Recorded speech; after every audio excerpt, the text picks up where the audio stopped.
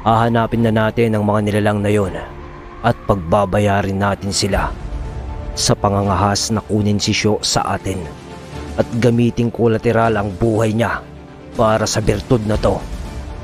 Bigkas ng mga salita ni Almiro. Mga kabagis, umpisahan ng paganahin ang ating mga imahinasyon sa pakinang subscribe button. Salamat. Sa pagdukot nga kay Vicencio, isa sa mga kapatid ng mga Aspindor, napilitan ng ilabas ni Almiro ang pinakatatago ng kanilang pamilya na sinasabing isa sa pinakamalakas na mutya na pwedeng maging tangan ng isang nilalang. Nang gabing ito ay minarapat ng magkapatid na ipagpaumaga na ang kanilang paghahanap kay Vicencio. Kumain at nagpahinga ang mga ito para ikondisyon ang kanilang mga sarili upang paghandaan ang pagtugis sa mga dumukot sa kanilang kapatid at palakasin ang pisikal na katawan ng mga ito para sa anumang panganib o labanan na maaaring mangyari sa kanilang daan na tatahakin. Ngunit ganun pa man ang nasa kanilang isip na gawin ng gabing yun, hindi pa rin naman nakatulog ng maayos itong magkapatid dahil sa labis na pag-aalala kay Vicencio. Nang lumabas si Crisanto sa kanilang bahay upang magpahangin dahil sa di nga ito makatulog. Kuya, gising ka pa pala. Salita ni Crisanto nang makita niya ang kanyang kuya habang nakaupo ito sa malaking ugat ng patay na puno sa labas at nakatingin ito sa buwan na parang napakalalim ng iniisip. Di rin ako makatulog. Kakaisip kay Syo. Parehas pala tayo kuya. Pag pinikit ko ang mga mata ko, parang nakikita ko yung mukha ni Kuya Syo na nahihirapan. Ganun ba to? Halika dito. Samahan mo muna ako dito. Tutal lumabas ka na rin lang, bunso. Aya ni Almiro. Sa pag-aya naman ni Almiro, agaran naman na lumapit noon si Crisanto sa tabi ng kanyang kuya. At doon ay napag-usapan nila ang nakalipas nila nung sila ay bata pa na 3 nila Vicencio. Alam mo ba to na si Kuya Syo mo ang nagpapatahan sa'yo kapag naiyak ka nung bata ka? Siya ba? Oo, to. Kasi nga iyakin ka noon at walang nakakapagpatahan sa'yo. Lalo na pag-abala si nanay sa bukid noon at tayong 3 lang ang naiiwan. Ako naman noon ay may kaisipan na kaya ang madalas kong ginagawa noon ay makipaglaro na lang sa iba dahil malapit pa tayo sa mga tao noon. Talaga, ang bilis ng panahon. Parang kailan lang ang mga araw na yun to. Nakasama natin ang Kuya Syo mo. Tapos ngayon bigla-biglang dinukot na lang siya ng isang grupo na wala man lang tayong ideya kung sino sila. Naiinis ako to. Dahil ako ang panganay. Wala man lang akong nagawa nung dinukot si Syo. At habang ikaw ay inuupakan ng mga kalaban natin, pakiramdam ko tuloy, inutil ako sa inyo. Ano ka ba naman kuya? Hindi mo naman kasalanan yung nangyari kaya huwag mong sisihin ang iyong sarili. Natsambahan lang tayo ng mga yon. Pero babawi tayo. Tama ka. Babawi tayo. At magbabayad sila ng mahal. Salita ni Almiro, sabay akbay kay Crisanto noon na nakaupo sa tabi nito. Sana nga lang ay hindi tayo mahuli to at walang mangyaring masama kay Syo bago natin matunton ang kinaroroonan niya. Sana nga kuya, hindi mapahamak si Kuya Syo.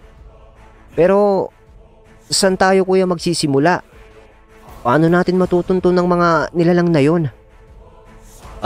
Huwag kang mag-alala to. May naisip na ako na paraan. Sige kuya, nasa likod mo ako. Tugon ni Crisanto. Pagkatapos ay nanahimik itong dalawang magkapatid at nag-akbayan habang tinitingala nila ang maliwanag na buwan. Hanggang sa nakapagdesisyon na silang kausapin ang sarangay. Nang matapos nilang kausapin yun, ay sabay na itong dalawang pumasok sa kanilang bahay. Maagang maaga ng umaga, naghanda noon ang dalawang magkapatid upang tahakin ang lugar kung saan sila magsisimulang maglakbay. Dahil nagkaroon na sila ng ideya kagabi pa dahil sa pagkausap nila sa sarangay na kanilang kaibigan.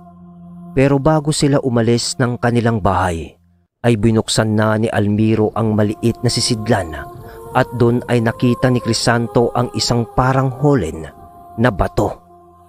Pero hindi naman gaanong perpekto ang pagkakabilog noon.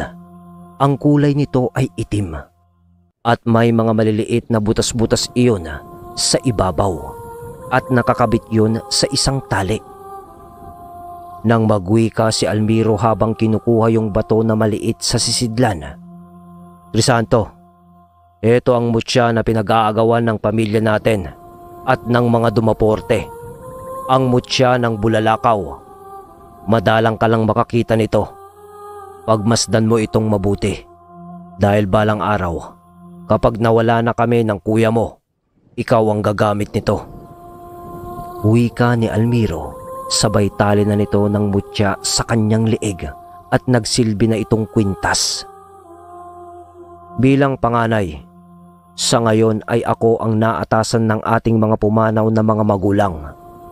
Alam mo ba na madalas na minimithi ito ng mga matatandang antingero sa ating lugar dahil hindi raw ito nababagay sa atin. O tanganin ang birtud na to dahil tayo ay kaliwa. Pero nagkakamali sila dahil sa haba ng panahon na nahawakan ito ng ating pamilya, pati ang mga dumaporte ay nagawa nilang ililok ang kapangyarihan nito sa kaliwaman o kanan. At susunod ito ng naaayon sa mga usal o dasal na mismong isinulat ng ating mga angkan." Manghalang naman sa mukha ni Crisanto ang naibalik niyang tugon sa kuya Almiro niya. Pagkatapos nun ay bigla nang nahiga itong si Almiro sa papag na para bang may gagawin ito.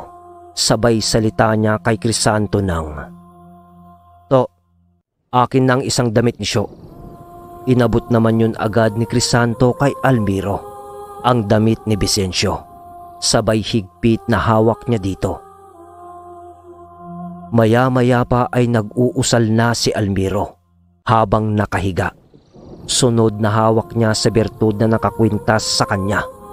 Pagkatapos ay dinilaan niya ito sabay patong sa kanyang noo. At doon ay pumikit na siya. Lakbay diwa. Yon ang ginawa ni Almiro.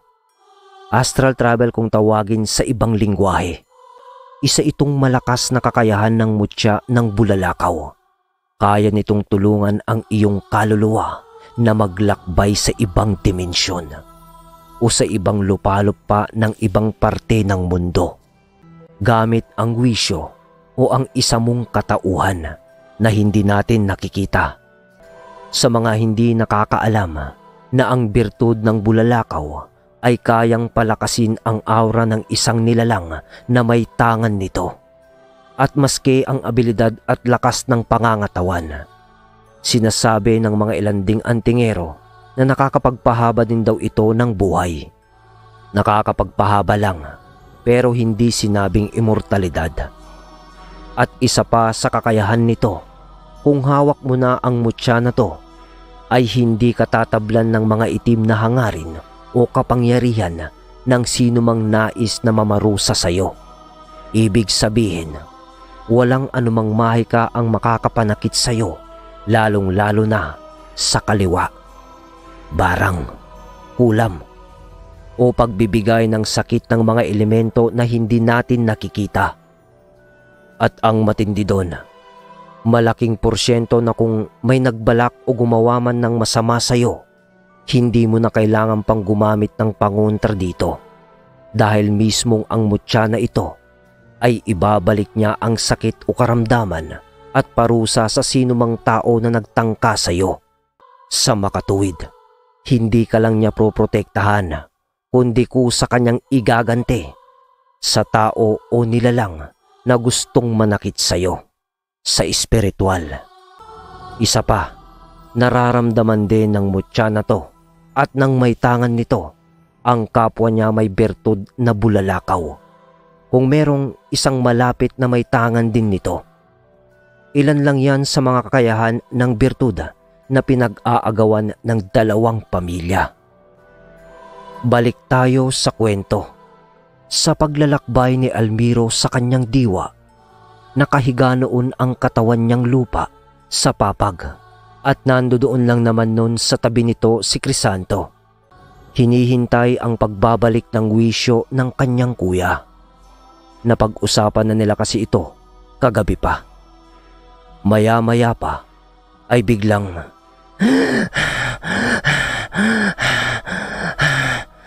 dumilat na ang mga mata ni Almiro. Sunod nun ay ang agaran na nitong pag-upo sa papag at pagharap kay Crisanto. Ano kuya? Nasaan? Nakita mo ba kung saan si Kuya Syo? Sa bigla ang pagtatanong ni Crisanto, doon ay isinalaysay ni Almiro ang mga nakita niya habang humahangos sa linakbay ng kanyang diwa. Sa paglalahad ni Almiro, ito ang nangyari. Habang naglalakad ang kadoble ng katawan ni Almiro sa kalangitan sa pamamagitan nga ng lakbay diwa, bilang proteksyon sa ibang dimensyon ay kailangan ni Almiro ang pananggalang doon, kaya nag-usal ito. Kaya naman napapalibutan ng pilak na liwanag ang isa nitong katauhan bilang pananggalang sa kanyang babagtasing lugar sa kabilang mundo o anumang sakuna na pwedeng mangyari doon.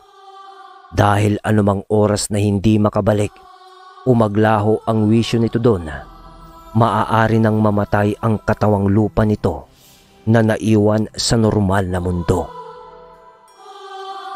Sa una, marami daw bituin na nakikita si Almiro sa lugar na yon.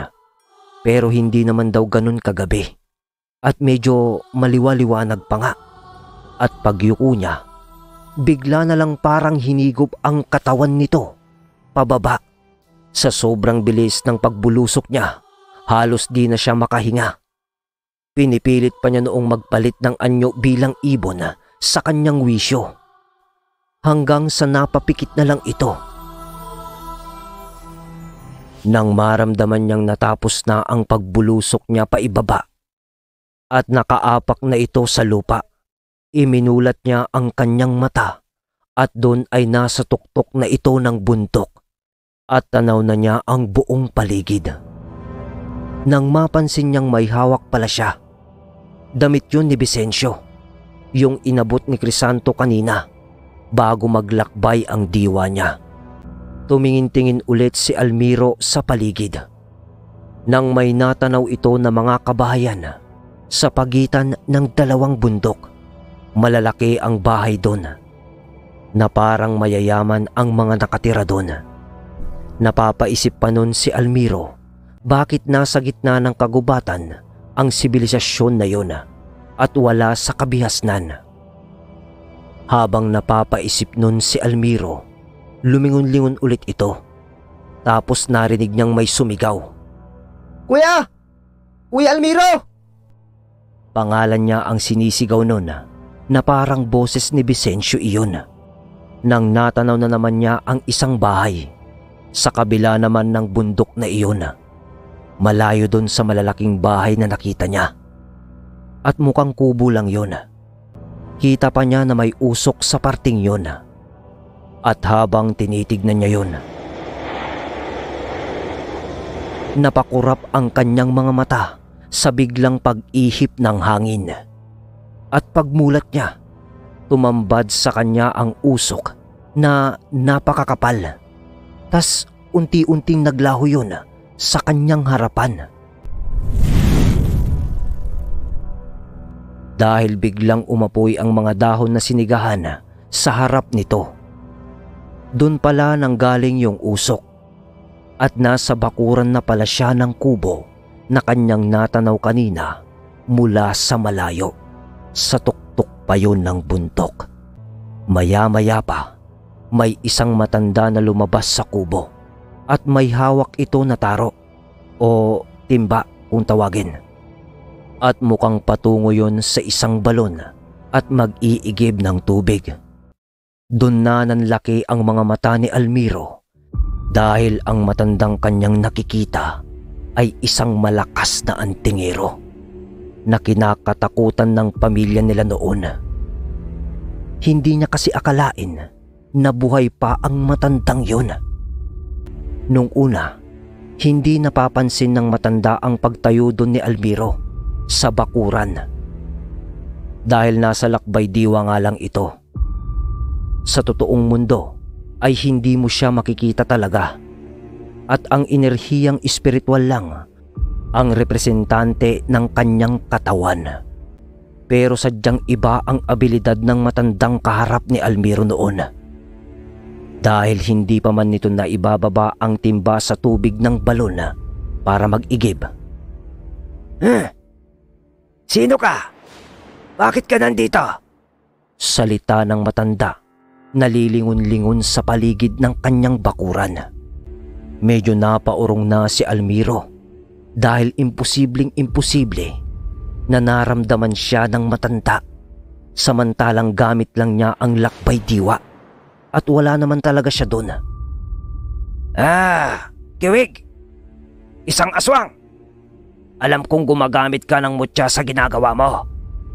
Kung hindi ka magpapakilala, ay mapipilitan akong huliin ka. Ayaw pa sanang umalis nun ni Almiro dahil di pa maliwanag kung nasaan ang kanyang kapatid. Pero may nakita itong sako sa gilid ng bahay nung matanda na yon. At kamukhang kamukha yun ng ginamit na pandukot sa kapatid nito. Kung ayaw mong magpakilala, sasaktan kita. Pagkasalita nun nung matanda, bigla itong nag-usal sa kanyang dalawang daliri at doon ay nakita ni Almiro sa kabilang dimensyon na nagkaroon ng latigong parang nagbabaga sa ningas nito at nakakabit yon sa daliri nung matanda. Walang sali-salita pa ay biglang ikinumpas ng matanda ang kanyang dalawang daliri at kitang-kita ni Almiro na yung latigo sa daliri nun ay parang kumawala na isang kidlat. At kahit lumayo na si Almiro, nahagip siya nung latigo nung matanda at nawasak ang baluting pilak ng aura niya. At sakit na sakit ang buo niyang katawan.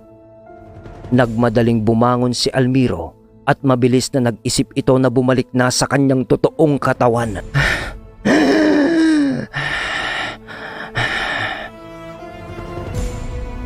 Pawis na pawis ito at bigla ang pagmulat ng mga mata ni Almiro sabay pag-upo na niya sa papag at harap kay Crisanto.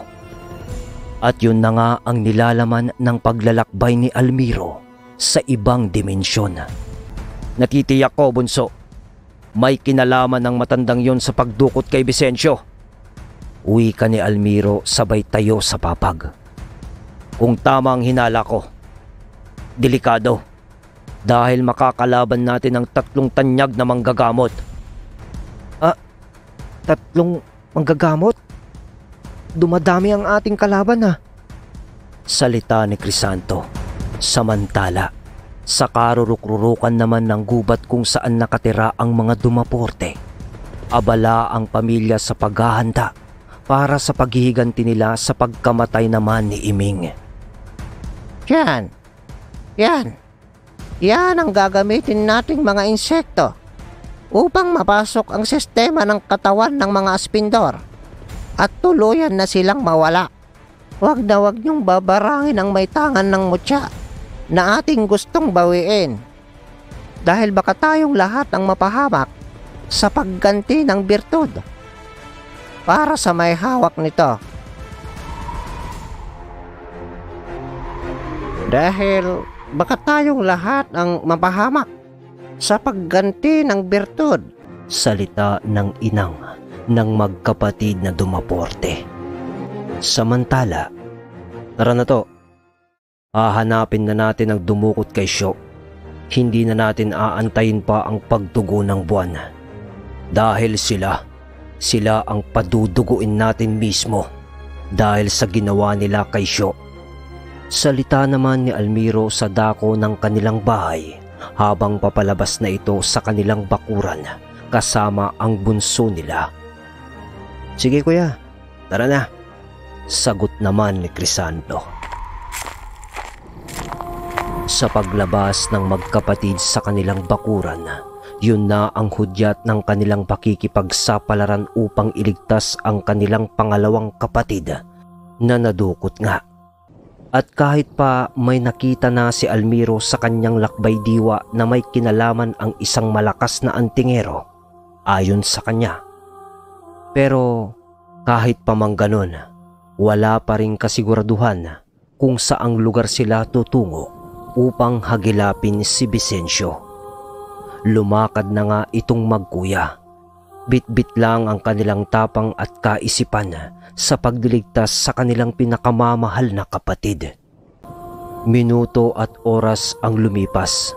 Nang nasa daan na sila, pinag-uusapan pa nitong dalawa kung papaano nila makikita ang matandang nakita nga ni Almiro sa kanyang lakbay diwa. Sa pagkakaalala kasi ni Almiro na isa yung lugar na malapit din lang sa isang ilog na magubat at malapit din lang yon sa kanilang bayan. Sa naikwento pa ni Almiro noon na hindi siya pwedeng magkamali dun sa lugar. Dun sa lugar na yon ay namatay ang isang kapatid din ng kanilang amang si Elfrino dahil sa pakikipaglaban sa 3 tanyag na manggagamot, kasama ang matandang nakita niya sa kanyang lakbay diwa na tumawag ng latigo na humagip sa kanya na ang pangalan ay Anaklito sa pagkakaalam ni Almiro. Habang naglalakad sila noon sa maalikabok na daanan, dahil panahon noon ng tag-araw, tuyot noon ang daanan. Nang biglang may nakasalubong silang mga tao na nakasakay noon sa isang mataas na kariton. Yun bang malaki yung gulong, nakahoy pa nung araw? Ganon, at baka ang gamit ng mga yon na siyang humihila sa kariton, hindi kalabaw. Nasa 2 ang sakay ng kariton na yon, 2 lalaki. Nakatakip ang kalahati ng muka ng mga yon hanggang sa kanilang ilong. Tapos yung gamit nilang tela ay nakapaikot din hanggang sa kanilang ulo. Sa isip naman noon ng magkapatid, bago nila makasalisi sa daan ang mga nakakariton. Mainit kasi talaga noon ang panahon, kaya siguro todo balanggot ang mga taong yun sa kanilang muka at ulo, pati yung katawan ng mga to. At magtatanghaling tapat na rin kasi. Halos yung mga mata lang ng mga yun ang makikita mo sa pagkakapulupot ng mahabang tela sa kanilang muka at ulo. Pati si Crisanto nun at ang kanyang kuya ay napatakip na rin ng kanilang ilong kasama ang tela rin na kanilang daladala.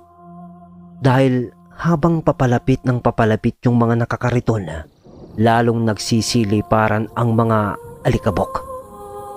Tapos yung direksyon pa ng hangin ay patungo sa magkapatid. Ano ba yan? Ang alikabok naman. Salita pa ni Almiro habang nakatakip ang kanyang ilong.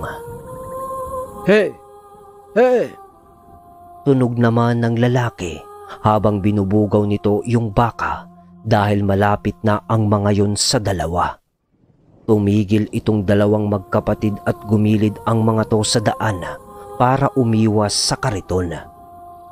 Aalis na sana itong 2 ng paglagpas sa kanila ng kariton. Nang biglang nakaramdam si Almiro ng kakaiba sa kwintas nitong mutya ng bulalakaw. Parang may bumubulong sa kanya na may panganib sa paligid. sino pa ba ang kanyang paghihinalaan, kundi ang mga nakasalubong nilang mga nakakariton. Nang magsalita si Crisanto ng, "Kuya, ang sama naman ng tingin nung may hawak nung tali nung baka. Kahit di ko kitang buong mukha niya, parang naninindak yung mata niya ng todo."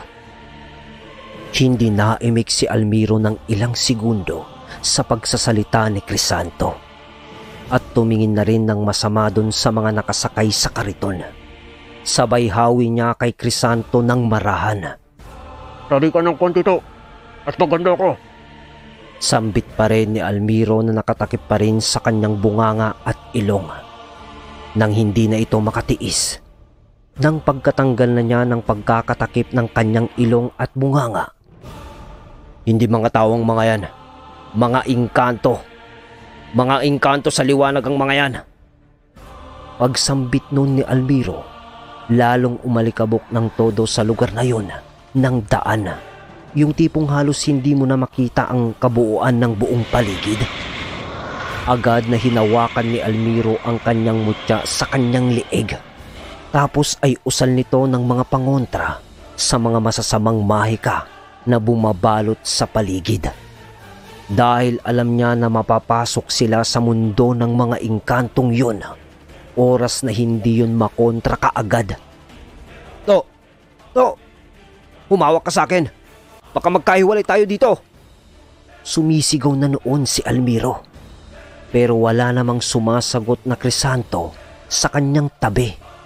Lumakad pa ng mga ilang hakbang itong si Almiro sa daan na yun na punong-puno na noon ng alikabok. Papikit-pikit pa siya noon sa sobrang kapal ng alikabok na bumabalot sa paligid. To! Asan ka?" Sigaw ni Almiro habang natutuliro na ito kung nasaan ang kanyang kapatid at iniisip na siguradong pakana ito ng kanilang mga kalaban.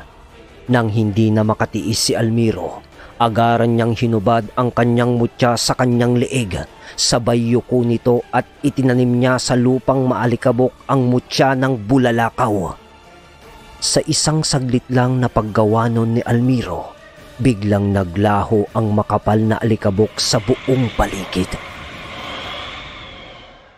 At doon ay unti-unti niya na ulit nakita ang mga matataas na damot halaman sa gilid ng daan. Ngunit hindi niya mahagilap noon ang mga nakakariton, pati yung baka.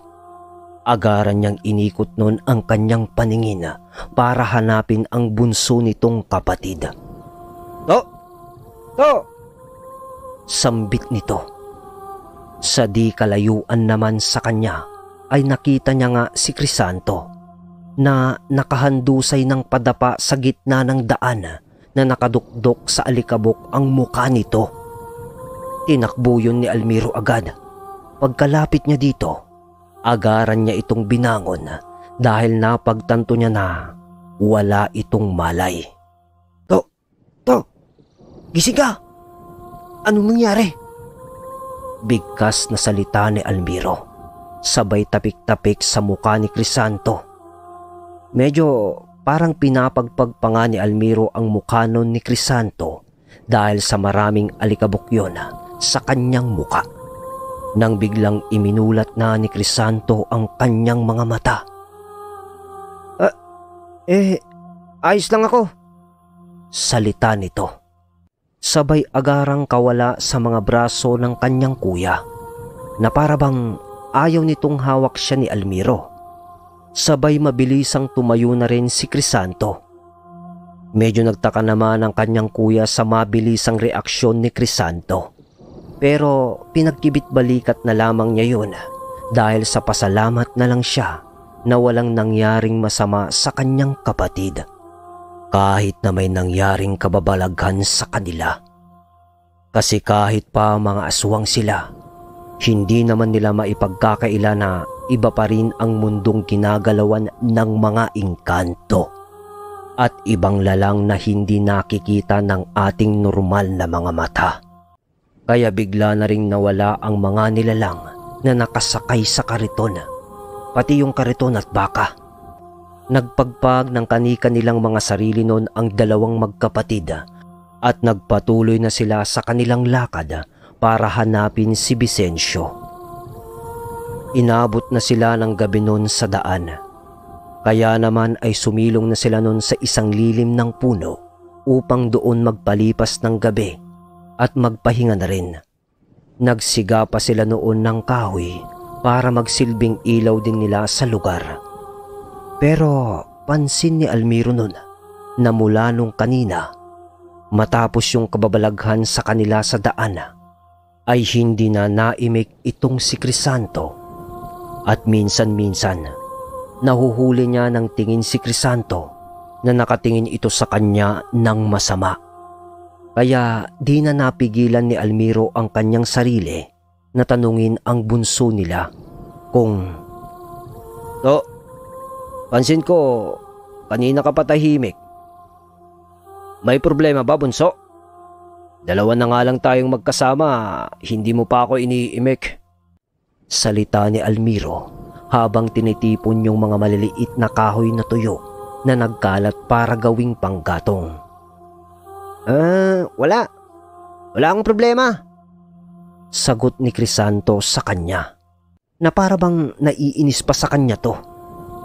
Doon na nakumpirma ni Almiro na tama ang kutob niya. Dahil kung sumagot itong si Crisanto ay wala ng respeto sa kanya. Kasi alam niya na palaging may kalakip na salitang kuya ang mga salita ni Crisanto kada kakausapin niya si Almiro. Alam ni Almiro na may mali sa kapatid niya kanina pa matapos yung insidente sa daan. Dalawa lang ang naiisip ni Crisanto. Yun ay kung may sanib ang kanyang kapatid na isang engkanto. O di kaya naman ay hindi talaga yun yung kanyang kapatid at isang engkanto na ang kasakasama niya. Kaya kahit pa hindi umiimik si Crisanto kanina pa, iba ang pakiramdam ni Almiro sa kanya dahil panay ang paramdam at bulong ng mutya nito sa kanyang isipan na may nag-aambang panganib. Yun yung gabay ng kanyang mutya. Kagaya ng nararamdaman niyang yun kanina pa nung nakasalubong nila yung mga nakakariton na bigla na lang nawala.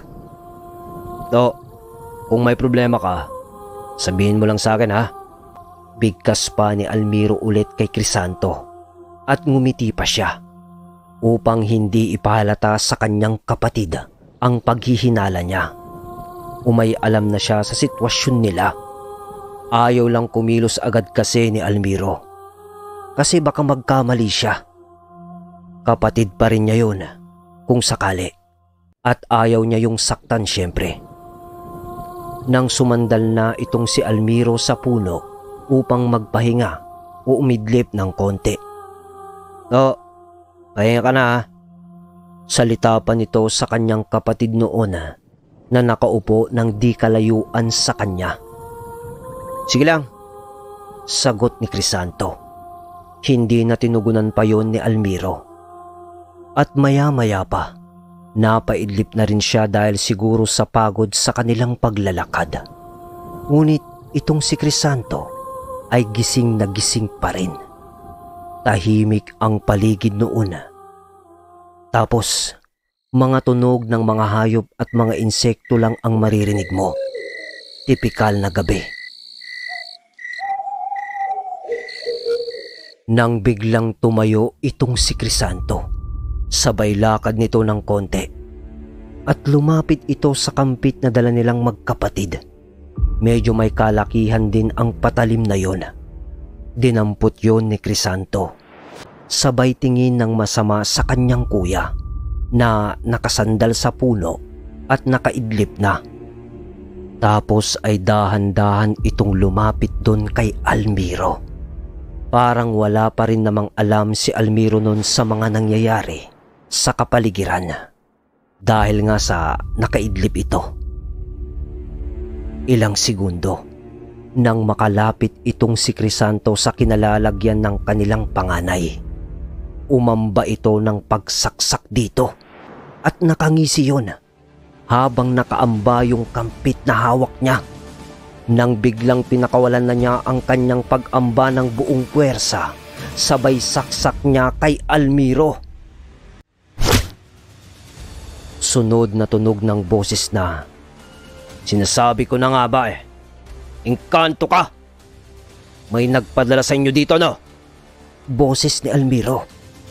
Nahawakan nito ang kamay ni Crisanto bago umabot sa dibdib niya yung talim ng kampit. Nagtutulog-tulugan lang pala itong si Almiro. "Ito na yung pagkakataong hinihintay ko," sambit ni Almiro. Sabay tayo na hawak-hawak pa rin ang kamay ni Crisanto. "Parehas tayong demonyo. Pero wag mo akong pilitin na gamitin sa iyo ang aking mutya. Kaya kang lusawin nito kahit nasa ibang dimensyon ka pa.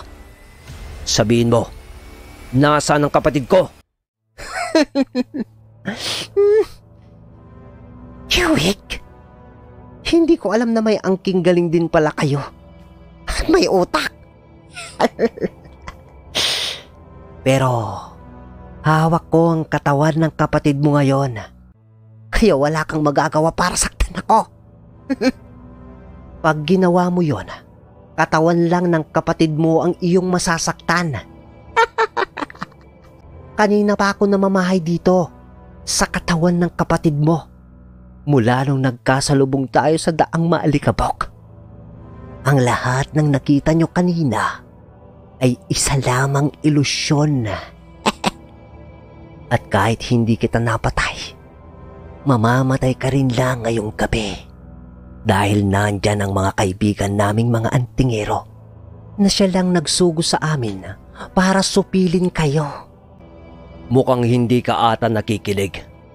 Sabi ko, gagamitin ko ang mutya na tangan ko sa'yo. At ngayon na sigurado na ako sa hinala ko, itong dapat sa'yo. Pagsambit nun ni Almiro, agad na tinuhod ni Almiro ang sikmura ng katawan ng kanyang kapatid. Sa pamimilipit naman ng sakit ng katawan ng kanyang kapatid, agad na hinubad niya ang kanyang kwintas, sabay taas ng ulo ni Crisanto at diin ng patong ni Almiro ng mutya sa noo nito. At doon ay naghihihiyaw itong si Crisanto, tapos biglang nawalan na naman ito ng malay.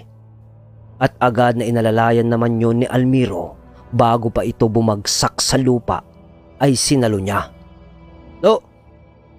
No, bumalik ka sa katawan mo," salita pa ni Almiro ng medyo pasigaw. Doon ay wala naman ng pag-aalinlangan si Almiro na napuksa niya ang engkanto na umagaw o gumamit sa katawan ng kanyang kapatid.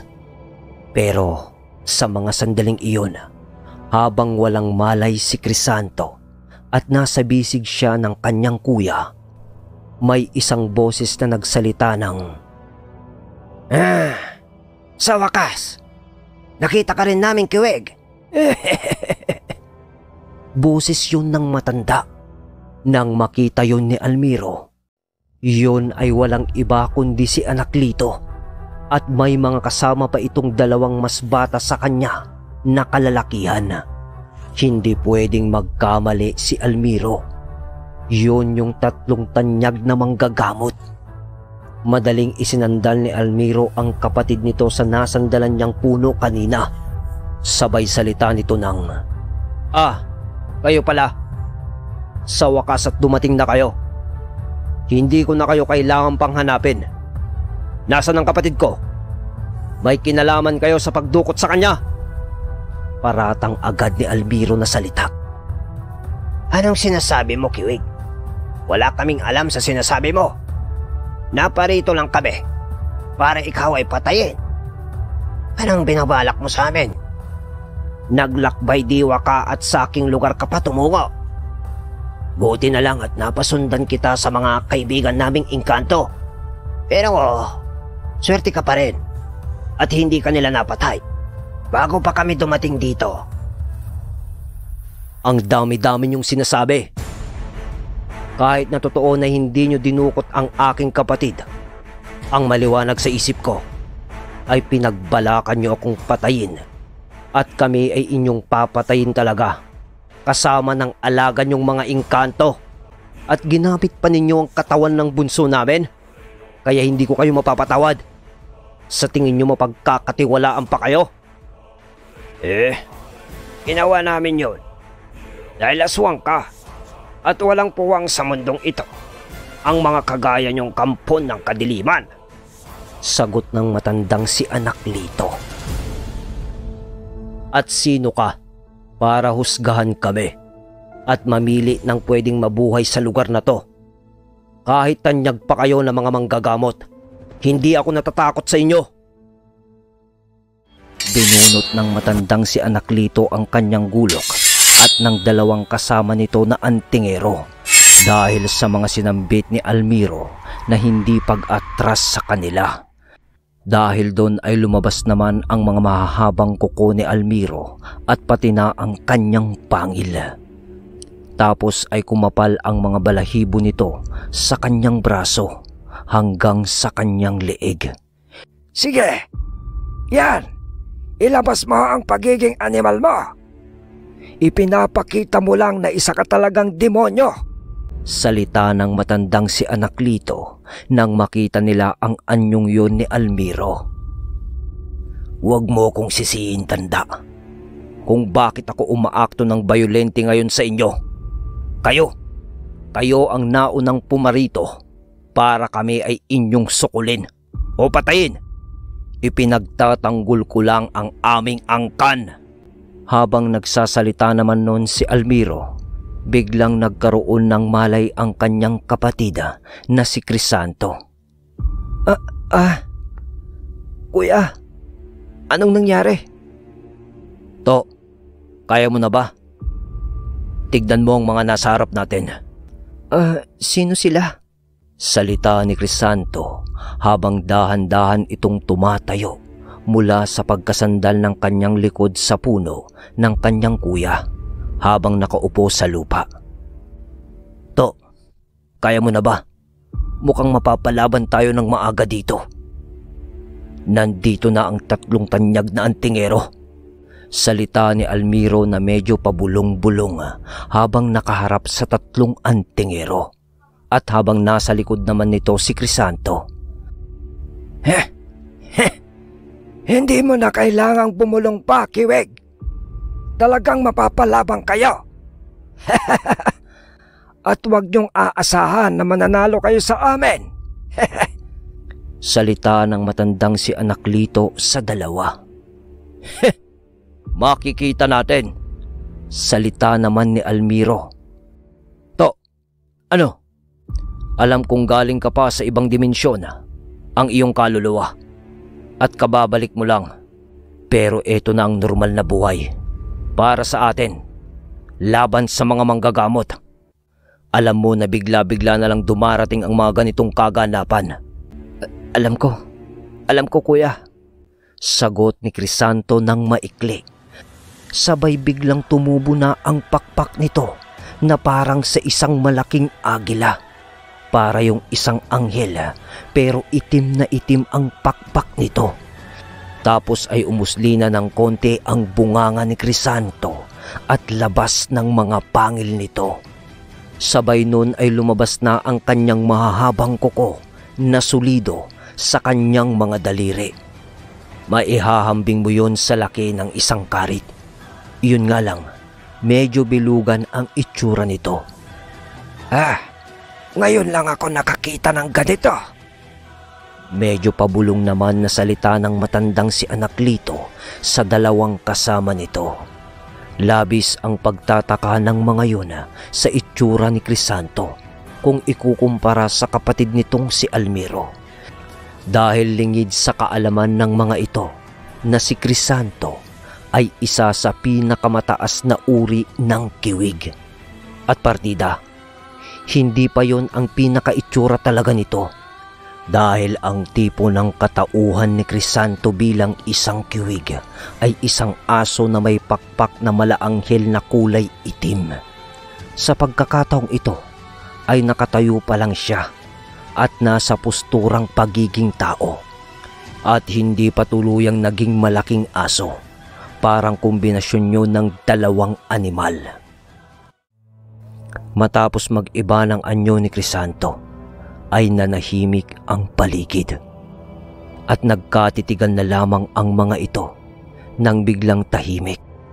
Pero ramdam na ramdam mo ang tensyon sa mga oras na yon na nagsusumiklab sa damdamin at kaisipan ng mga ito. At parang nagpapakiramdaman ang magkabilang panig kung sino ang unang susugod sa kanila.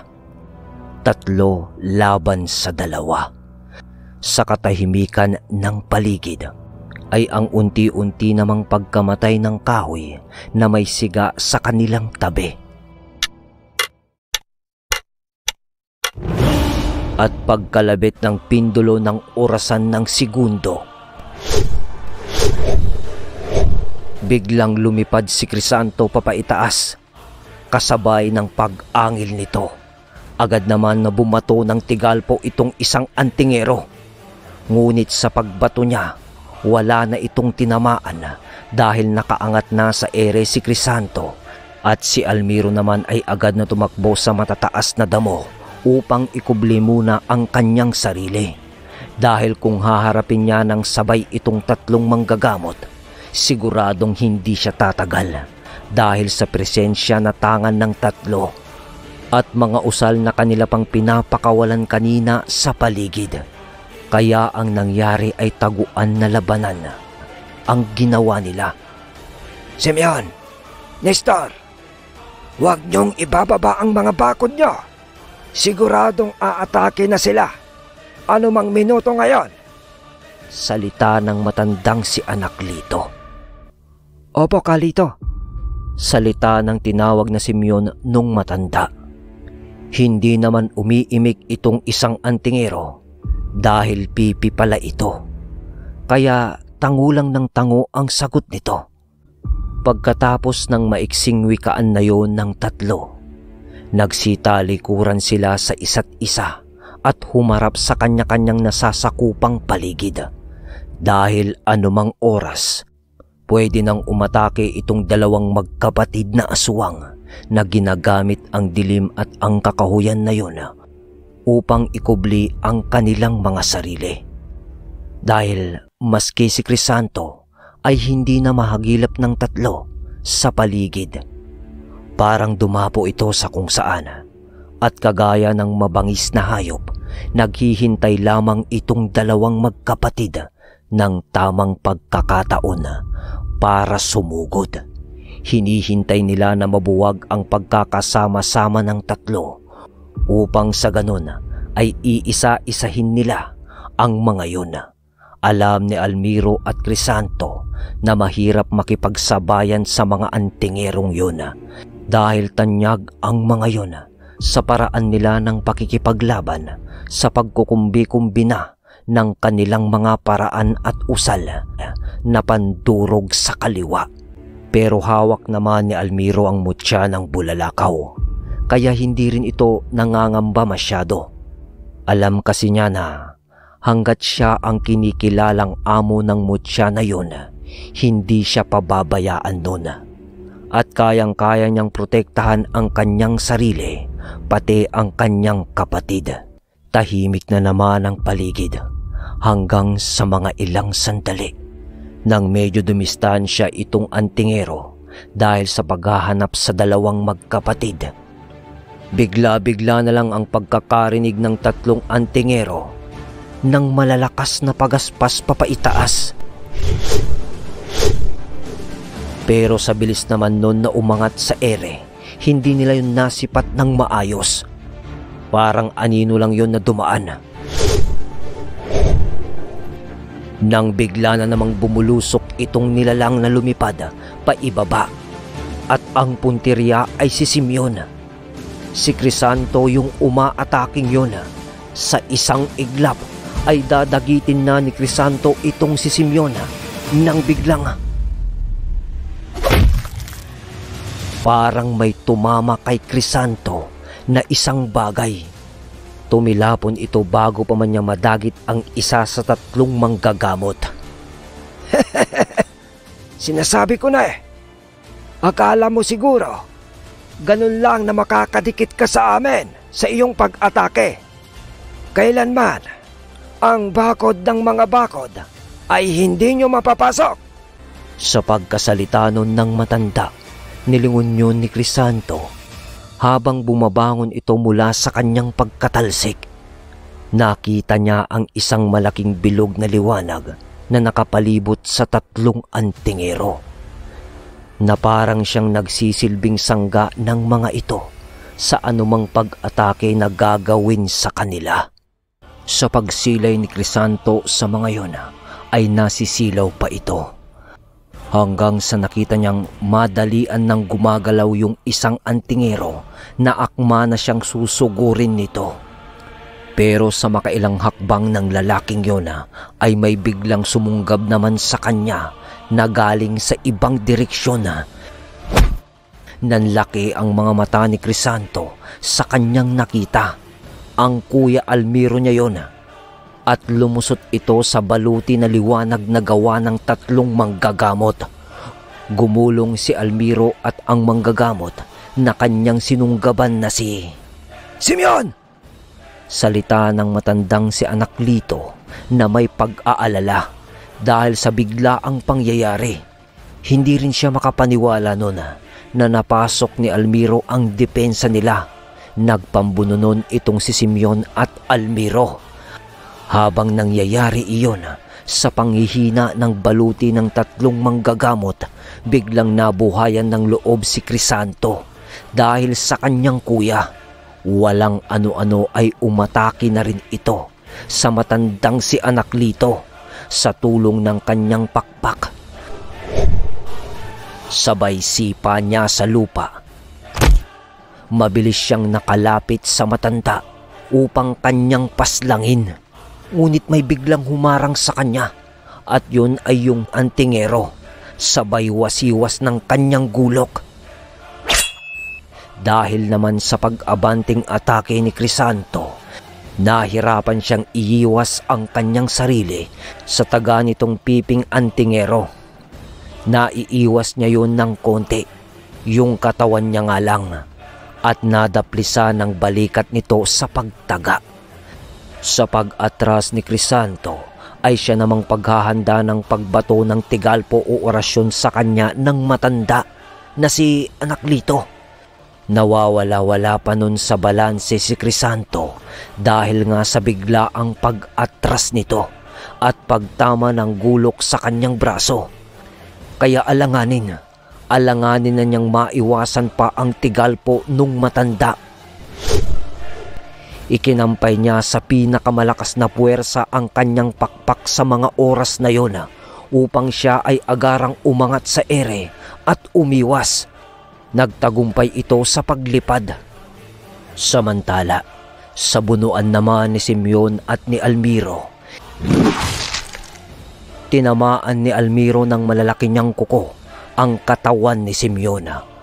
Ngunit hindi yun bumaon ng ganun kalalim dahil sa kabal na gamit nito sa kanyang katawan. Kaya naman agad na gumante ng taga ng gulok itong si Simeon. Sa pagwasiwas na yon ni Simeon, muntik na yon sa liig mismo ni Almiro tatama. Sa bilis ng pangyayari, pabagalin natin ang ating mga imahinasyon. Mahina! Sigaw ni Almiro sa balik niya ng pag-atake ng pagkalmot kay Simeon. Pero naibawi agad ni Simeon ang kanyang gulok ng direksyon at inamba nito ng pagsaksak kay Almiro. Tabla-tabla na ang laban kasi yung pagkalmot ni Almiro ay tatama sa lalamunan ni Simeon. Pero ang gulok naman ni Simeon ay tutusok mismo sa tagiliran ni Almiro.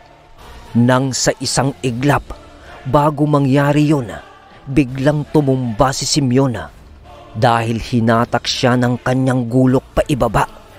Kasi naramdaman niyang bumigat ang kanyang gulok na halos di niya na ito mabuhat. Kaya tuloy sa biglaang pagyuko niya ay hindi rin tumama ang mga kuko ni Almiro sa lalamunan nito. Hindi rin maintindihan ni Almiro ang biglaang pangyayaring yun Pero sa tingin niya ay iniwas lamang siya ng mutya na tangan nito sa tiyak na kamatayan. At dahil sa pagtumba naman ni Simeon, sinipa na ni Almiro ang mukha nito. Dahilan naman upang ito ay magpagulong-gulong. Sa kabilang banda naman ng kaguluhan, sa paglipad nga ni Crisanto papalayo na sana, binato pa rin siya ng tigalpo ng matandang si Anaklito. Naabutan siya nun at tinamaan. Kaya dali-dali ang pagkalaglag nito sa lupa na parang nalaglag na malaking ibon. To! Nasipat yun ni Almiro at napasigaw ito sa pagkalaglag ng kanyang kapatid. Kaya sa kalagitnaan ng labanan, dali-daling lumapit itong si Almiro ng papatakbo. Ngunit sinalubong ulit siya ng isang antingero, yung Pipe. Sabay wasiwas na naman nito ng kanyang gulok papasalubong kay Almiro. Muntik na naman siyang tinamaan doon. Buti na lang nakailag siya. Hindi naman maituon ni Almiro ang buo niyang pansin nun sa pakikipaglaban doon sa lalaki na sumalubong nga sa kanya. Dahil sa pag-aalala nito sa kanyang kapatid. Nasipat niya kasi sa mga sandaling iyon na papalapit na yung matandang si Anaklito sa kanyang kapatid na si Crisanto na nanghihina. At hawak naman ng mahigpit nung matanda ang kanyang gulok. At isa lang ang pupuntahan ng tagpong iyon sa isip ni Almiro. Papatayin na ang kanyang bunsong kapatid. Habang pilit kumakawala sa sitwasyon si Almiro nun sa pagharang ng piping antingero upang makalapit sana kay Crisanto. Nakabangon na si Simeon sa pagkakasipa ni Almiro at nasa likod na niya ito. Ngayon ay nasa alanganing sitwasyon na ang dalawang magkapatid at kamatayan na ang naghihintay sa kanila. Tiyak na walang lusot si Almiro sa dalawang antingero at si Crisanto kay Anaklito. Palayain nawa ang kaluluwa nyo sa sumpang inyong dala. Salita ng antingerong si Anaklito sabay taas ng kanyang itak upang paslangin si Crisanto. Pero may biglang tumabig sa braso nitong si Anaklito mula sa ere. Nabitawan nito ang kanyang gulok. Sunod sa bilis ng pangyayari ay ang paglitaw ng mga sarangay na engkanto. Sa pagbubunuan naman ng dalawang antingero at ni Almiro, napaatras na yung dalawa, si Simeo at ang kasama nito. Dahil inaatake na sila ng mga sarangay, iba ang paraan ng mga yon sa pakikipaglaban. Dahil sa nakatayo lamang ang mga ito na parabang pinapasok nila ang kaisipan o espiritual na bahagi ng katauhan ng mga makakalaban nila at hinahatak nila ang kaluluwa ng mga yon sa ibang dimensyon at dun nila yon pinapatay. Dahil sa bugsuhang pag-atake ng mga yun, bigla na lang natumba yung si Simeon na kasama ni Anaklito na isa ring tanyag na manggagamot. Pagkatapos ay namuti na lang bigla ang mga mata nito. Napaatras yung piping antingero at si Anaklito sa mga oras na yun at sunod nun ang pagdapo ng nilalang sa isang sanga ng puno na siyang tumabig sa hawak ni Anaklito na gulok. Isa yung malaking itim na ibon, pero paglapat nito sa puno ay naging isang tao na ito. Sabay nagsalita ng, Hindi ako papayag na papatayin niyo ang bunso namin. Salita nito. Kuya? Salita ni Almiro at Crisanto ng sabay pa. Dumating ang kapatid nilang nadukot sa gitna ng labanan. Sa pagkakakita ng mga tanyag na manggagamot o antingero sa pagdating ng engkantong mga sarangay at ng kapatid nilang si Vicencio. Napaatras ang mga ito at madali pang hinatak ng mga yon ang nakahandusay ng katawan ng isa nilang kasama. Lumundag na paibaba sa lupa nun si Vicencio at agad na nilapitan si Crisanto. Kuya, Kuya, paanong nakabalik ka dito? Mahabang istorya to. Tapusin muna natin ang laban bago tayo magkumustahan. Tama ang kuya mo to. Singit naman ni Almiro. Sabay lapit sa dalawa niyang kapatid habang tinutulungan naman nun ni Vicencio si Crisanto na tumayo. Paano? Mamaya na ang usapan. Malalakas na antingero ang kalaban natin. Sa pagsambit noon ni Almiro ay humilera na itong tatlong magkapatid. Nakiwig. At nasa likod naman nila ang lupon ng sarangay.